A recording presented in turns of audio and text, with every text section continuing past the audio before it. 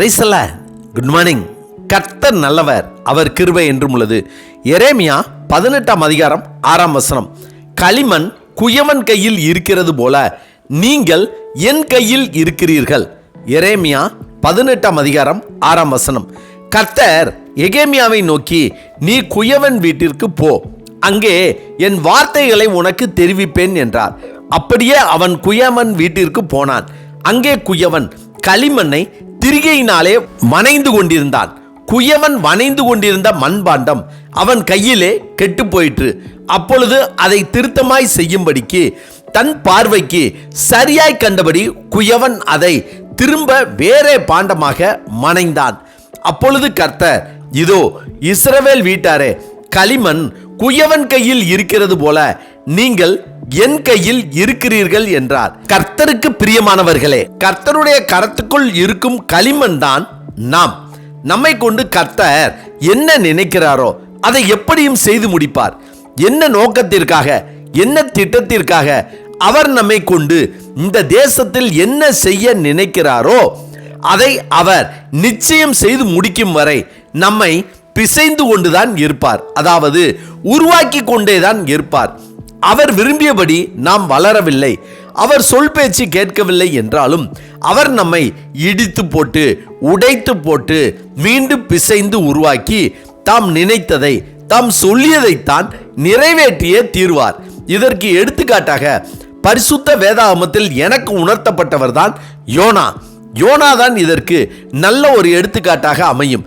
ஏனென்றால் யோனாவை பற்றி 2 ராஜாக்கள் 14ஆம் அதிகாரத்தில் யோகாசின் குமாரனாகிய யெரொபெயாம் என்ற ராஜாவுக்கு கர்த்தர் யோனாவை கொண்டு வார்த்தைகள் சொல்லியிருந்தார். அதை போலவே இப்பொழுதும் யோனாவை கொண்டு நினிவே ஜனங்களிடம் கர்த்தருடைய வார்த்தைகளை பேசினார். பரிசுத்த வேதாகமத்தில் கர்த்தர் யோனாவை கொண்டு வேற எந்த காரியமும் இந்த 4 அதிகாரங்களை தவிர வேறு எதுவும் பேசவில்லை, செய்யவில்லை. கர்த்தர் யோனாவிடம், நீ எழுந்து நினிவேக்கு போய் அதற்கு விரோதமாக பிரசங்கி என்றார். நினிவேக்கு அனுப்பக்கூடிய பாத்திரம், அதாவது நபர்தான் யோனா. கர்த்தர் நினிவேக்குத்தான் யோனாவை உண்டாக்கினார். ஆனால் அவன் தர்சீசு பட்டணத்திற்கு ஓடும்படி ஒரு கப்பலில் ஏறி அடியில் போய் படுத்து கொண்டான். கர்த்தர் தன் கையில் இருக்கிற களிமண்ணை கொண்டு யோனா என்ற பாத்திரம் தன்னுடைய விருப்பத்தின்படி உருவாகிறதா என்று பார்த்து கொண்டிருந்தார். தன்னுடைய விருப்பப்படி அமையவில்லை, கோணலாக மனைந்தது.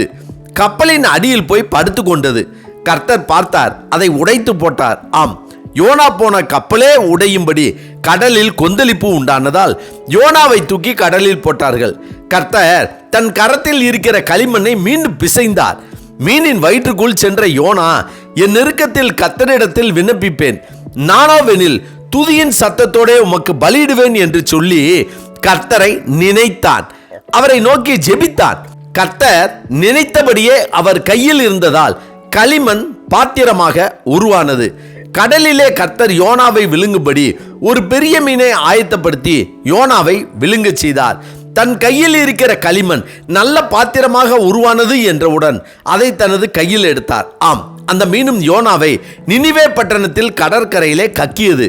கர்த்தருக்கு பிரியமானவர்களே, நாமும் கர்த்தருடைய கரத்தில் இருக்கும் களிமண் தான்.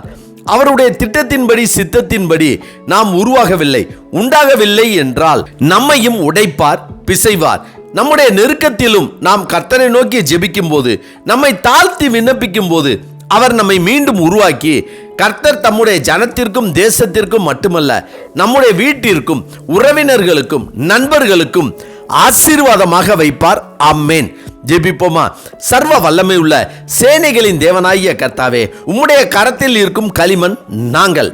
எனவே நீர் எங்களை நல்ல பாத்திரமாக உருவாக்கும் வரை எங்களுடைய எல்லா நெருக்கத்திலும் தேவைகளின் போதும் நாங்கள் உம்முடைய விருப்பத்திற்கும் சித்தத்திற்கும் திட்டத்திற்கும் எங்களை மனைந்து கொடுக்கும்படியாக நாங்கள் அனுதினமும் ஜெபித்து நீர் விரும்புகிற பாத்திரமாக, அநேகருக்கு ஆசீர்வாதமாய் இருக்கும்படியான பாத்திரமாக உருவாக வேண்டும் என்று எங்களை முழு இருதயத்தோடு உம்மிடத்தில் எங்களை ஒப்பு கொடுத்து தாழ்த்தி ஜெபிக்கிறோம். கர்த்தாவே, இந்த நாளை நீர் எங்களுக்கு கொடுத்ததற்காய் நன்றி.